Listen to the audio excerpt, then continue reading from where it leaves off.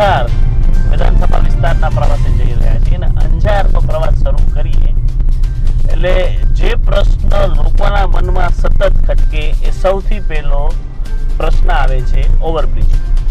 ભુજોડી પાસેનું આજે ઓવરબ્રિજ આપ જોઈ રહ્યા છો, હજી પણ કામ બંધ છે. આ પ્રશ્ન આ ભુજોડીના ઓવરબ્રિજ અંગે અનેક વખત રજૂઆતો કરવામાં આવી છે, સરકાર લેવલે પ્રયાસો કરવામાં આવ્યા છે, રજૂઆતો કરવામાં આવી છે, કોંગ્રેસ તરફથી ધરણાઓ કરવામાં આવ્યા છે, છતાં પણ ભુજનું નાક કહેવાતા ભુજોડી ઓવરબ્રિજનો પ્રશ્ન હજુ જેમનો તેમ જ છે.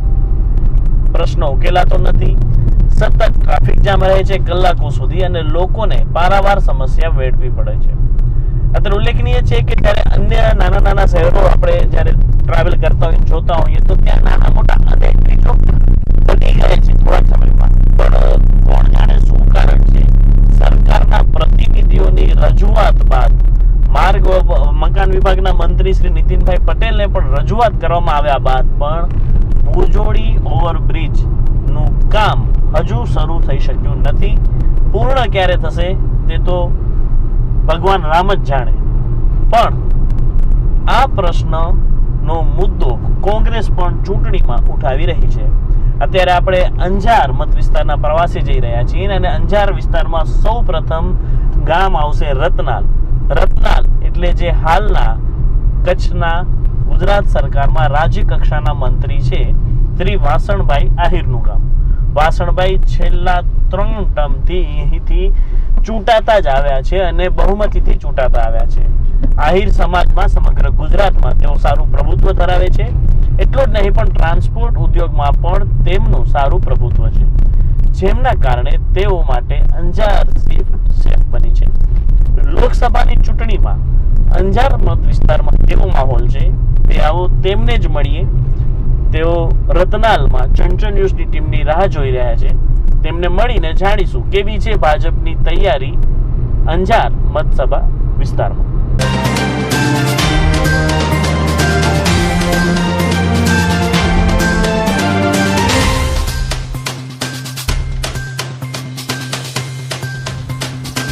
રતનાલ ગામે પહોંચતા જ વાસણભાઈ આહિર ગામના સરપંચના નિવાસસ્થાને જણાય છે. ગામના સરપંચ તેમના ભત્રીજા પણ છે. અહીં ત્રિકમદાસજી મહારાજ અને અન્યો પણ મળે છે. ગામમાં કથાનો મહોત્સવ છે અને વાસણભાઈ તેમાં હાજરી આપવા આવ્યા છે. ખાસ કરીને અહીંથી તેઓ ચંચળ ન્યૂઝની ટીમ સાથે જોડાય છે અને તેમનું જે ગુરુકૃપા ફાર્મ છે ત્યાં ચંચળ સાથે જાય છે. ખાસ કરીને અંજાર મત વિસ્તારમાં તેમના હસ્તક કેટલા કામો થયા રસ્તામાં તે પણ બતાવતા જાય છે કે રતનાલ ગામમાં સારું સ્કૂલ ખુલી ગઈ, આંગણવાડી કેન્દ્ર ખુલી ગયું, આઈટીઆઈની સૌ પ્રથમ અંજારમાં 2 કોલેજો છે જેમાં બીજી કોલેજ રતનાલ ખાતે ખુલી રહી છે. તેઓ રસ્તામાં તે પણ બતાવે છે. એક કચ્છી અને ગ્રાસ રૂટના માળો તરીકે તેઓ ખેતરમાં ટ્રેક્ટરને જોઈને ઊભા પણ રહી જાય છે, ટ્રેક્ટર પણ ચલાવે છે.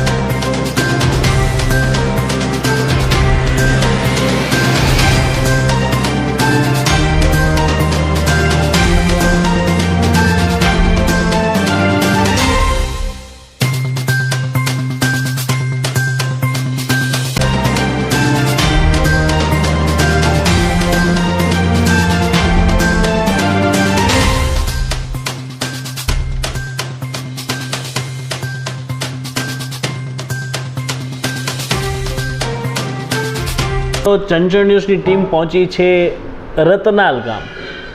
કચ્છના રાજકીય સફર કહો તો સફર અથવા તો રાજકીય ચિત્રમાં આ ગામની ભૂમિકા ખૂબ જ મહત્ત્વની છે, કેમ કે કચ્છ જિલ્લાના રતનાલ ગામના વ્યક્તિ શ્રી વાસણભાઈ આહિર રાજ્ય સરકારમાં કચ્છનું પ્રતિનિધિત્વ કરે છે અને કચ્છના કયા પ્રશ્નો અંગે કેટલું ધ્યાન રાખ્યું તેમણે, ખાસ કરીને લોકસભાની ચૂંટણી છે તો કયા મુદ્દા ઉપર તેઓ ગામડાઓમાં પ્રચાર કરી રહ્યા છે, તે તમામ બાબતો અંગે આપણે તેમની સાથે વાત કરીશું. વાસણભાઈ, સ્વાગત છે આપનું ચંચળ ન્યૂઝમાં. Thank you. વાસણભાઈ, સૌપ્રથમ વાત કરીએ લોકસભાની ચૂંટણીની. કેવો માહોલ જોઈ રહ્યા છો? આપ સતત પ્રવાસ કરી રહ્યા છો. 2019ની લોકસભાની ચૂંટણી આવી છે અને રાષ્ટ્રીય લેવલે તમે વાત કરો, સ્ટેટ લેવલે કરો, ડિસ્ટ્રિક્ટ લેવલે કરો, છેલ્લા 5 વર્ષથી જે વિકાસ કાર્યો થયા છે એ વિકાસ કાર્યો એટલા બધા થયા છે કે પ્રજાને કોઈ બાનું નથી. છેલ્લા 15 દિવસથી હું માનનીય આપણા લાડીલા ઉમેદવાર ભાઈ શ્રી વિનોદભાઈ ભેગો પ્રવાસમાં છું. મોરબી, કચ્છના લગભગ બધા જ તાલુકા શહેરોનો પ્રવાસ થયો. કોઈ એક પણ જગ્યા એવી નથી કે જ્યાં મને કોઈ ફરિયાદ આવી છે. નહીં તો સાહેબ ગમે ત્યાં તમે જાઓ તો પ્રશ્નોની ઝંડી વરસતી હોય.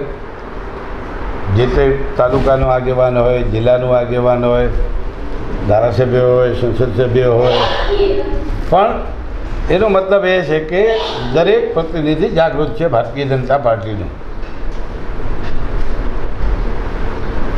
લોકસભાની વાત કરીએ તો 2014માં સમગ્ર 125 કરોડ લોકોને એવી ઈચ્છા મહેચ્છા હતી કે દેશના પ્રધાનમંત્રી ગુજરાતના પડોતા પુત્ર નરેન્દ્રભાઈ બને. અને નરેન્દ્રભાઈએ આપતા વેતા જ ગરીબો માટેનું, દલિતો માટેનું, ઉધાર માટે એક ઝુંબેશ ચલાવી, પૂરજોશમાં ઝુંબેશ ચલાવી. કેન્દ્ર સરકાર નહીં તો સાહેબ કોઈ દિવસ 70 વર્ષના આપણે જોયું, 70 વર્ષમાંથી લગભગ 55 વર્ષ સુધી શાસન આ દેશમાં કોંગ્રેસે કર્યું છે. પંચાયત ટુ પાર્લામેન્ટ 55 વર્ષમાં કોઈ દિવસ એક જ નારો અગાઉ આવતો, ઇન્દિરાજી હોય, નહેરુજી હોય, રાજીવજી હોય કે ગરીબી હટાવશો, તો ગરીબી હટી નહીં પણ ગરીબો હટ્યા. આ ભારતીય જનતા પાર્ટીની ગવર્મેન્ટ સંપૂર્ણ બહુમતીવાળી નરેન્દ્રભાઈની નેતૃત્વમાં પહેલી વખત છેવાડાનો માણસ, ગરીબમાં ગરીબ, રોજનું કમાતો હોય, રોજનું ખાતો હોય એવા માણસની આજ દિવસ સુધી કોઈ સેન્ટ્રલ ગવર્મેન્ટ ચિંતા કરી નથી. તમે એમ પૂછો કે શું ચિંતા કરી, તો એના માટે એના પરિવારમાં કોઈ બીમાર પડે તો એને આયુષ્યમાન ભારત માટે 5 લાખ રૂપિયા જેવી માતબર રકમ કેન્દ્ર સરકાર આપે છે. રાજ્યને લાગે વળગે ત્યાં સુધી આપણી ગરવી ગુજરાતમાં આ રાજ્યના જનપ્રિય મુખ્યમંત્રી આદરણીય વિજયભાઈના નેતૃત્વમાં મા અમૃતમ નામની કાર્ડ છે, એને પણ આપણે આયુષ્યમાન ભારતની સમકક્ષમાં લઈ ગયા. ગેસના ચૂલાઓ કેન્દ્ર સરકાર દ્વારા કચ્છને લાગે વળગે ત્યાં સુધી 75,000 ગેસના ચૂલાઓ, ગેસના કનેક્શનો આપવામાં આવ્યા છે. પાસણભાઈ, તમે ડેવલપમેન્ટની વાત કરી, પણ એની સાથે વિપક્ષ જે મુદ્દા લઈને આવે છે એનામાં એક રોજગારીનો મુદ્દો લઈને આવે છે કે ઉદ્યોગો ઘણા આવ્યા પણ સ્થાનિકોને રોજગારી નથી મળતી. ઘણા કંપનીઓના પણ દાખલા આપે છે. તો તમને લાગે છે આ દિશામાં પ્રયાસ થવો જોઈએ? સંજયભાઈ, રોજગારી બાબતમાં અગર જો આપણે વાત કરીએ તો આજે બીજા જિલ્લાઓમાં તમે જુઓ,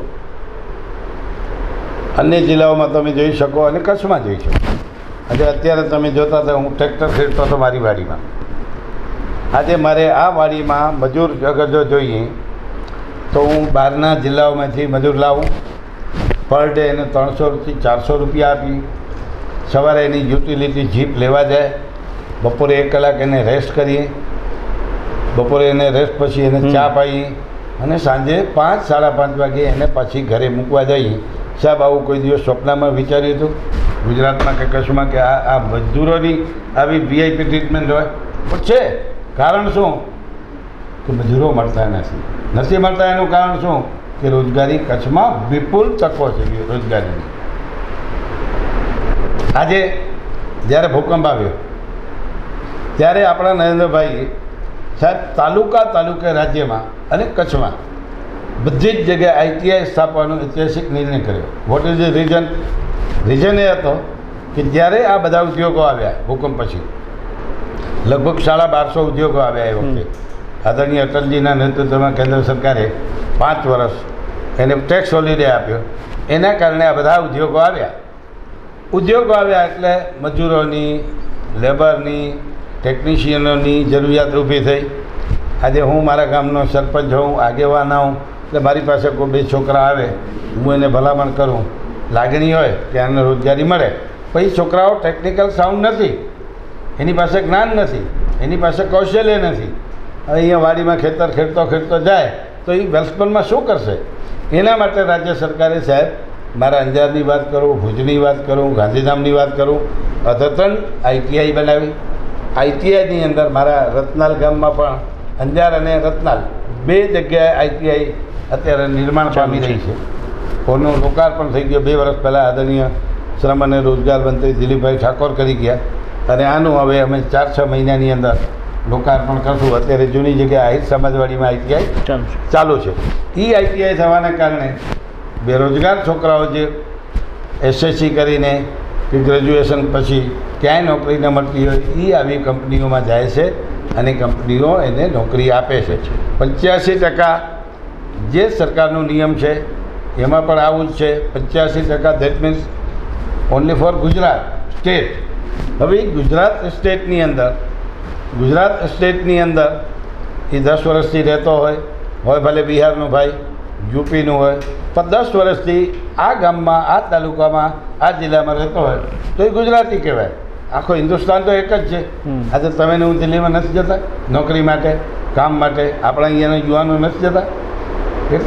એટલા માટે જ આદરણીય નરેન્દ્રભાઈ કહે છે સૌનું સાથ, સૌનો વિકાસ. આ રીતનું રોજગારી માટે પણ પ્રતિપક્ષના જે કંઈ આક્ષેપો છે એ બિલકુલ તદ્દન જૂઠા છે, ખોટા છે.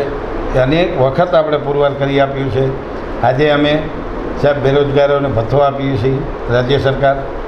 આજે અમે એના માટે ઇન્સ્ટિટ્યૂટ ચલાવીએ છીએ. આજે એ છોકરાઓને એના કેમ્પ કરીને ભુજમાં, ગાંધીધામમાં, અંજારમાં નોકરીદાતાઓને મેળવીને પણ અમે કેમ્પ કરીને અનેક વખત હું આ કેમ્પોમાં જઈને પોતાને નોકરીની ભરતીના આદેશો એને હાથોહાથ આપ્યા. આનાથી માત્ર શું કરી શકું? સમગ્ર જિલ્લાના વિવિધ પ્રશ્નો હોય તો આપ એનું પ્રતિનિધિત્વ કરો છો. ખાસ કરીને પાણીની સમસ્યા, જે આ વખતે વરસાદ નથી પડ્યો અને સમગ્ર કચ્છમાં જે દુષ્કાળનો માહોલ થયો અને તરત ટપ્પર ડેમ ભરવાની આખી વાત આવી, ટપ્પર ડેમ ભરાઈ પણ ગયો. આગામી શું યોજનાઓ છે? તો આપ તો સરકારમાં છો, કચ્છ જિલ્લા માટેની ખાસ. પાણીને લાગે વળગે ત્યાં સુધી આ રાજ્ય સરકારે, દુષ્કાળને લાગે વળગે ત્યાં સુધી આ રાજ્યના જનપ્રિય મુખ્યમંત્રી વિજયભાઈ રૂપાણી સાહેબ ઓક્ટોબર મહિનામાં ક્યારે પણ આજ દિવસ સુધી અછત જાહેર થઈ નથી. તમે 70 વર્ષનો ઇતિહાસ તપાસો. જ્યારથી એમ લાગ્યું કે આ વર્ષ કાચું પડે છે ત્યારથી અમે જનપ્રતિનિધિઓ, કચ્છના બધા ધારાસભ્યો, MP, જિલ્લા પંચાયતના પદાધિકારીઓ માનનીય વિજયભાઈને મળ્યા. વિજયભાઈ સાહેબને કીધું ને બીજે જ દિવસે સાહેબ અહીંયા કચ્છની મુલાકાતે આવ્યા, અછત જાહેર કરી. સાહેબ આખા જિલ્લામાં પહેલી વખત 16 તાલુકાઓ જાહેર કર્યા, એમાં 10 તાલુકાઓ મારા કચ્છના હતા. 10 મહિના જેટલો લાંબો ગાળો કોઈ રાજ્ય સરકારને આટલું બર્ડન ખેંચવાની 70 વર્ષમાં કોઈથી નોબત નથી આવી. એ સંવેદનશીલ મુખ્યમંત્રીશ્રીએ કચ્છનો એક પણ પશુ ભૂખમરાને કારણે, ઘાસના કારણે, પાણીના કારણે એક પણ પશુ ન મરે એના માટેની ચિંતા કરી છે. એટલું નહીં, પરંતુ એક જમાનામાં આ ઢોરવાળાઓ, આ ગૌશાળાઓ માટે, આ પાંજાપોળો માટે 5 રૂપિયા સબસિડી અપાતી. આજે આ જ રાજ્ય સરકાર રેગ્યુલર ઢોરવાળો ગૌશાળા ચાલતી હોય, રેગ્યુલર 365 દિવસ, એને પણ રાજ્ય સરકાર સાહેબ 25 રૂપિયા આપે. સ્પેશિયલ કેસ તરીકે આપણા લાડીલા મુખ્યમંત્રીએ વિજયભાઈ સાહેબે આ 2 મહિના છેલ્લા 2 મહિના છે કે ખૂબ કાળઝાળ અત્યારે તમે જોયો ગરમી, એના એક ઢોરના 35 રૂપિયા આપ્યા છે. સાહેબ ન ભૂતો ન ભવિષ્ય કોઈ દિવસ આવું આપણે વિચારી નહોતું શકવું. એટલી સંવેદનશીલ સરકાર છે. વીજ કનેક્શનો તમે જુઓ, ખેડૂતો માટેની વાત કરો તો જે કંઈ તમારા જૂના કેસો હોય, કોઈ પણ એવો કસ્ટમર ચોરી કરતા પકડવાનું, મજબૂરીમાં એને કનેક્શન ન મળ્યો, ઘરનું ન મળ્યો, ખેતીનું ન મળ્યો અને એને લંગરિયા નાખીને કર્યો, તો આ રાજ્ય સરકારે સાહેબ એવા વીજ માફીનો ઝુંબેશ ચલાવીને રાજ્યના હજારો નહીં લાખો લોકોને આનું લાભ આપ્યો છે. મારા કચ્છ, માત્ર કચ્છની વાત કરું, 65 કરોડ રૂપિયા સાહેબ દેવા માફીના આદેશો મેં મારા હાથે આપ્યા છે. સાહેબ આ જગતના તત્વની ચિંતા, તમે એમ કહેશો કે ભાઈ ખેડૂતોની શું? ખેડૂતો માટે પણ આજની સુધી કોઈ વિચાર્યું ન હોય એવું આ રાજ્ય સરકાર અને જનપ્રિય મુખ્યમંત્રી આદરણીય વિજયભાઈ સાહેબ વિચારે. દાખલા તરીકે આખા રાજ્યના 21 જિલ્લાઓમાં ક્યાંક ઓછી મહંદશે ઓછી ઘણી વધારે અછત છે એવા 21 જિલ્લાના ખેડૂતોને ઇનપુટ સબસિડી આપવા માટે રાજ્ય સરકારે 1147 કરોડ રૂપિયા મંજૂર કર્યા. એમાંથી સાહેબ મારા જિલ્લાની વાત કરું, ખાલી માત્ર પ્રભારી જિલ્લા કહું તો અલગ, મારો જિલ્લો કચ્છ જોઉં તો અલગ, કારણ કે પાટણમાં 185 કરોડ રૂપિયા આપી, પાટણ મારો પ્રભારી જિલ્લો. મારા કચ્છમાં 247 કરોડ રૂપિયા આપી, મારા દ્વારકામાં 85 કરોડ આપી. આ ત્રણનો ફિગર મળાવો 1147માંથી કેટલા રૂપિયા થાય સંજયભાઈ? માત્ર મારી જવાબદારી છે. વાસણભાઈ, બીજી એક વાત કરીએ કે જ્યારે ભુજથી અંજાર આવીએ તો રસ્તામાં ઓવરબ્રિજ દેખાય છે. ખૂબ જ લાંબા સમયથી પ્રશ્ન પેન્ડિંગ છે, લોકોની લાગણી છે, વિરોધ પક્ષ પણ ધરણા કરી ચૂક્યું છે, ધારાસભ્યોએ પણ રજૂઆતો કરી છે. ક્યાં અટક્યું છે આ કામ? પબ્લિક જાણવા ઈચ્છશે. રાજ્ય સરકારને, કેન્દ્ર સરકારને લાગે વળે કે ત્યાં સુધી જીએસઆરટીસી દ્વારા આ રાજ્યના માર્ગ અને મકાન વિભાગના મંત્રી બેનશ્રી આનંદીબેન, માનનીય આનંદીબેન હતા. એ વખતે હું ભુજનો ધારાસભ્ય હતો. એ વખતે 432 કરોડ રૂપિયાના ખર્ચે ભચાઉ ટુ ભુજ શેખપીર સુધીનો રસ્તો મંજૂર કર્યો. એની કંપની જે હતી વલેચા કંપની કરીને બેંગ્લોરની, કર્ણાટકની એ કંપની હતી. એણે કામ શરૂ કર્યું, બધું કર્યું. પછી જે કંઈ કારણસર એ કંપની તૂટી ગઈ, લીલી પડી ગઈ. એ લીલી પડવાના કારણે આ કામ ઘાટમાં પડ્યું. ઘણા સમયે તમારી વાત સાચી, આ એક્સેપ્ટ મોડું થયું, એમાં કોઈ પણ ના પાડી શકે. અનેક વખત પ્રયત્ન કર્યા પછી પણ દર 15 દિવસે મહિને અમારા ડેપ્યુટી સીએમ અને માર્ગ મકાન વિભાગના મંત્રી આદરણીય નીતિનભાઈ સાહેબ મિટિંગ બોલાવે, વળી 2 મહિના થાય ફરી બોલાવે, વળી મુદત દે, વળી એમ કે અમારી બેંકમાં પ્રપોઝલ ગઈ છે, અમને બેંક હવે લોન આપશે, અમને આ આપશે. એમ કરતાં આજથી 3-4 મહિના પહેલાં, 3-4 મહિના પહેલાં રાજ્ય સરકારે એવો નિર્ણય કર્યો, વલેચા કંપનીને બોલાવીને કીધું કે ભાઈ તમને તકલીફ શું છે, જરા તમે બતાવો તો એનું અમે ઉપાય બતાવીએ, ઈલાજ કરીએ.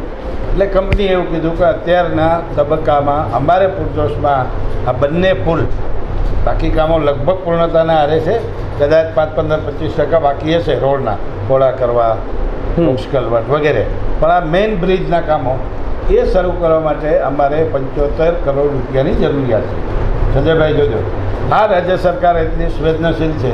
મુખ્યમંત્રીશ્રીએ અંગત રસ લઈને ડેપ્યુટી સીએમ સાહેબ સાથે મિટિંગ કરી 75 કરોડ રૂપિયા એમને આપ્યા અને હવે કામ શરૂ થયું છે.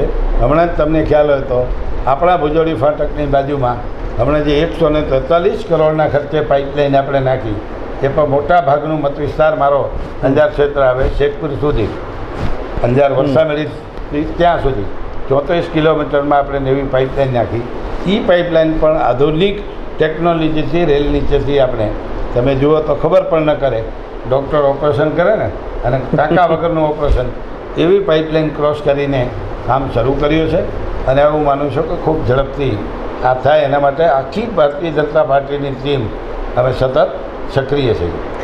લોકસભાની ચૂંટણીની વાત કરીએ, વિધાનસભા આપ હમણાં જ 1.5 વર્ષ થયું હશે ને આપ ચૂંટણી લડીને વળી પાછા પબ્લિક વચ્ચે જઈ રહ્યા છો. વિધાનસભા અને આ ચૂંટણીમાં કેવો માહોલ આપને દેખાય છે ને કેટલી લીડની આપ અપેક્ષા રાખી રહ્યા છો અંજાર વિધાનસભા વિસ્તારમાંથી? ખાસ કરીને ગયા વખતે આપણા લાડીલા ઉમેદવારભાઈ શ્રી વિનોદભાઈ 2014માં 2,54,000 મતોથી જીત્યા હતા. આ વખતે એની 5 વર્ષની કામગીરી જુઓ, સતત સક્રિય, દોડતો માણસ, ઇગોઇસ્ટ વગરનો, ક્યાંય પણ અભિમાન નહીં, સામાન્ય કાર્યકર્તા જેમ આમ બધા હોય. અને ઇગોઇસ્ટવાળા કેટલા આવ્યા ને કેટલા ગયા તમે જોયું હશે. સમથિંગ ફોર મી લાંબુ નથી ચાલતું. પણ વિનોદભાઈ એવો એક ઉત્સાહી યુવાન છે. એના કામગીરી પર તમે જુઓ તો ખૂબ સારી કામગીરી કેન્દ્ર સરકારને લાગે વળગે ત્યાં સુધી ખૂબ સક્રિય રહીને એક પણ લોકસભાનું સત્ર એવું બાકી નહીં હોય ત્યાં વિનોદભાઈની ગેરહાજરી.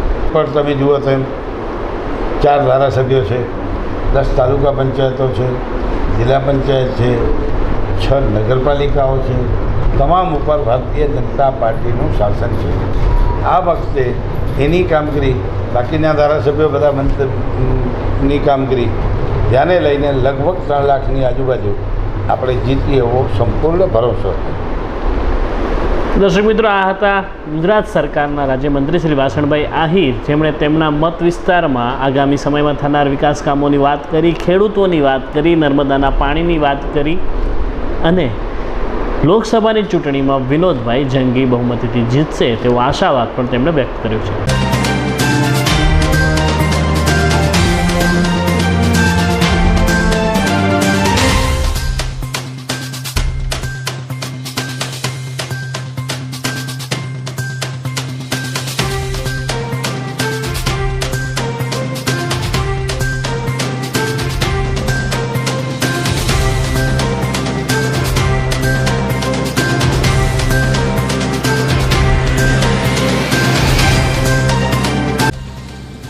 વાસણભાઈ આહિરની વાત સાંભળ્યા બાદ ચંચળ ન્યૂઝની ટીમ પહોંચી જિલ્લા પંચાયતના વિરોધ પક્ષના નેતા અને અંજાર વિધાનસભા વિસ્તારમાંથી 2 વખત વિધાનસભાની ચૂંટણી લડી ચૂકેલા કોંગ્રેસ આગેવાન વી.કે. હુંબલ પાસે.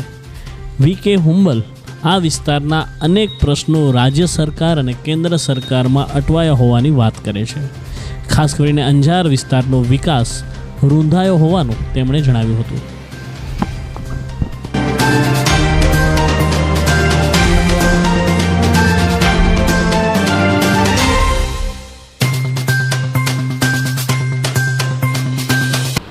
અંજારની જો વાત કરીએ તો ગયા વખતે જે 2014માં જે માહોલ હતો અને મોદી સાહેબ ત્યારે ગુજરાતના મુખ્યમંત્રી હતા અને પ્રધાનમંત્રી બનવાના ઉમેદવાર હતા, ત્યારે એમને એટલા બધા વાયદાઓ કર્યા હતા જેમાં ક્યાંક ને ક્યાંક લોકો ભરમાઈ અને એને તરફી મતદાન કર્યું. આ વખતનો માહોલ આખો અલગ છે, કારણ કે કોઈ પણ વાયદાઓ એને પૂરા કર્યા નથી, માત્ર ને માત્ર લોકોને છેતર્યા છે. અત્યારે અંજાર વિધાનસભાની જો હું વાત કરું તો માત્ર ગયા વખતે અમે 9 થી 10 હજાર મતે પાછળ હતા, તે પણ સિટી વિસ્તારમાં ક્યાંક અમને નુકસાન ગયું. ગ્રામ્ય વિસ્તારના ત્યારે પણ અમને વધારે આશીર્વાદ મળ્યા હતા, વધારે અમને લીડ ગ્રામ્ય વિસ્તારોમાંથી મળી હતી. તો આ વખતે જો વાત કરું તો આખો અત્યારે તમામ સમાજ અત્યારે આ સરકારથી નારાજ છે. ખેડૂતો નારાજ છે, વેપારીઓ નારાજ છે, યુવાન વર્ગ નારાજ છે. કારણ કે મોદી સરકારે જે વાયદાઓ કર્યા હતા કે યુવાનોને દર વર્ષે અમે 2 કરોડ રોજગારી આપશું, આજે ગ્રેજ્યુએટ દીકરા દીકરીઓને એમને રોજગાર નથી મળતો, નોકરીઓ નથી મળતી. ખેડૂતોને પોષણક્ષમ ભાવ આપવાની વાત હતી અને ખાસ કરીને આ વખતે તો દુષ્કાળ જાહેર કરેલ છે સરકારે, તેમ છતાં ખેડૂતોને પાક વીમો મળ્યો નથી. આ પણ આક્રોશ છે. વેપારીઓની વાત કરીએ તો જીએસટી અને નોટબંધી જેવા કારણોસર ખૂબ જ અત્યારે મંદીનો માહોલ છે. વેપારીઓ પણ નારાજ છે. આપણે સૌ જાણીએ છીએ કે જ્યારે કોંગ્રેસની સરકાર હતી ત્યારે એમને ખૂબ જ અત્યારે ધંધા રોજગાર હોય કે ખેડૂતોના પોષણક્ષમ ભાવ આપવાની વાત હોય, એને પૂરતા ભાવો આપેલા હતા. ત્યારે અત્યારે આપણે જોઈએ છીએ કે આ સરકારે દરેક વર્ગ, દરેક સમાજને ખૂબ જ મોટા દુઃખી કર્યા છે. અને ગુજરાત રાજ્યના મંત્રી ભાઈ શ્રી વાસણભાઈ આ અંજાર વિસ્તારનું પ્રતિનિધિત્વ કરે છે, ત્યારે હજી પણ ઘણા બધા પ્રશ્નો છે. ખાસ કરીને આપણે અંજારથી ભુજ આપણે જિલ્લા મથકે આવતા હોઈએ તો આ ભુજોડી જેવો ઓવરબ્રિજનું કામ આપણે આખા જિલ્લાને પીડાદાયક છે. જિલ્લાનું મુખ્ય મથક છે. આજે 7 વર્ષથી આ કામ પૂરું નથી કરાવી શક્યા. અને એનાથી વધારે વાત કરું તો બીજા પણ ઘણા બધા રસ્તાઓ છે. ખાસ કરીને મારો અંજારથી ભીમાસરથી અંજાર નેશનલ હાઈવે, એની જાહેરાત 5 વર્ષ પહેલાં થઈ ગઈ. આજે પણ આ કામ હજી શરૂ પણ નથી થયું.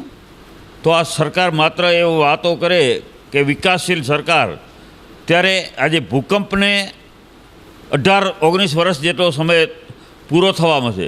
19 વર્ષ સુધી જે ભૂકંપમાં અંજારના આપણે વિદ્યાર્થીઓ જ્યારે રેલી હતી 26મી જાન્યુઆરીમાં, અને જે બાળકો ભૂકંપમાં મૃત્યુ પામે એની યાદગીરીમાં સ્મૃતિવન બનાવવાની વાત હતી. આજે 19 વર્ષ જેટલો સમય થયો. આજે પણ આ કામો પૂરા કરાવી શક્યા નથી. અંજારનો ખાસ કરીને મુખ્ય મુદ્દો રેલવેનો પણ છે કે રેલવેમાં આજે રેલવે સ્ટેશન અપગ્રેડ થવું જોઈએ. આજે રેલવેની સ્ટેશનની હાલત પણ ખૂબ ખરાબ છે. રેલવેના ફાટક છે અમારા વિસ્તારમાં, જ્યાં દરરોજ કલાકો સુધી ટ્રાફિક જામ રહેશે. એનું પણ નિરાકરણ નથી ધારાસભ્યશ્રી લાવી શક્યા, નથી હાલના સાંસદ વિનોદભાઈ લાવી શક્યા. આ પણ લોકોમાં ખૂબ જ આક્રોશ છે. અને એનાથી વધારે વાત કરું તો અમારું અંજાર શહેર એટલે ઐતિહાસિક શહેર છે અને પૂર્વ કચ્છનું એક વડું મથક બની શકે તેમ છે. પરંતુ મોટાભાગની આજે મુખ્ય કચેરીઓ છે એ ગાંધીધામ બાજુ જાય છે, ગાંધીધામ શહેરમાં. ત્યારે અંજાર તાલુકામાં આજે ઓછામાં ઓછા 65 જેટલા ગામો હોય અને ગાંધીધામ તાલુકામાં માત્ર 7 ગામોનો સમાવેશ હોય. સત્તાવાળો બધી તમામ મુખ્ય કચેરીઓ જો ગાંધીધામ જતી હોય અને હાલના આપણા રાજ્યના મંત્રી અને વર્ષોથી ધારાસભ્ય તરીકેનું પ્રતિનિધિત્વ કરે છે, ક્યારે પણ સરકાર સમક્ષ એમને અવાજ ઉઠાવ્યો નથી, એને રજૂઆત કરી નથી કે અમને જે અંજારને અન્યાય કરે છે ખરેખર નહીં થવો જોઈએ. અને ખાસ કરીને અત્યારે જો વાત મારે કરવી છે કે ભ્રષ્ટાચાર પણ ખૂબ જ અત્યારેનો આપણે વ્યાપ વધ્યો છે. ભ્રષ્ટાચાર અત્યારે પ્રત્યે પણ લોકોનો આક્રોશ છે. કોઈ પણ નાણાં આપ્યા સિવાયના કામો થતા નથી. અને ખાસ કરીને ગરીબ લોકોની જે યોજનાઓ પ્રધાનમંત્રીશ્રીએ જે લોકોને ગુમરાહ કર્યા હતા કે અમે પ્રધાનમંત્રી આવાસ યોજના 2019માં લાવીશું, એક પણ કુટુંબ લાવ્યા છીએ, 2019 સુધીમાં એક પણ કુટુંબ મકાન વગરનું નહીં રહે. ત્યારે મારે દુઃખ સાથે કહેવું પડે છે કે આજે પૂરા કચ્છ જિલ્લામાં 1400 ગામ છે ને માત્ર 1100 મકાનો બન્યા છે. તો ક્યાં ગયા તમારે જે વાયદો હતો કે એક પણ મકાન વિહોણું કુટુંબ નહીં રહે? ગામ દીઠ એક મકાન પણ આ સરકાર બનાવી શકી નથી.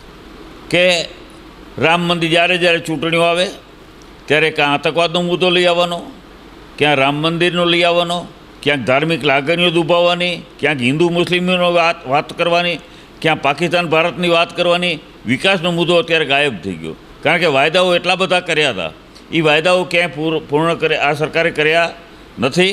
એટલે આ વાત અમે લોકોને બરાબર સમજવામાં આવી છે કે માત્ર વાયદાઓથી દેશ ન ચાલે, માત્ર જુમલાબાજીથી દેશ ન ચાલે. ખરેખર એવી નીતિઓ હોવી જોઈએ કે આજે કોંગ્રેસની સરકારે એક વાત કરી છે કે કોંગ્રેસ શું કરશે, કોંગ્રેસનું વિઝન શું. કોંગ્રેસે વાત કરી છે કે કોંગ્રેસની સરકાર બનશે તો દરેક ગરીબ કુટુંબોને કે જે આર્થિક રીતે નબળા છે એને દર વર્ષે એના 72,000 રૂપિયા મિનિમમ આવક હોવી જોઈએ. એનાથી ઓછી આવક હશે તો સરકાર દરેક ગરીબ કુટુંબોના ખાતામાં આ રકમ જમા કરાવશે.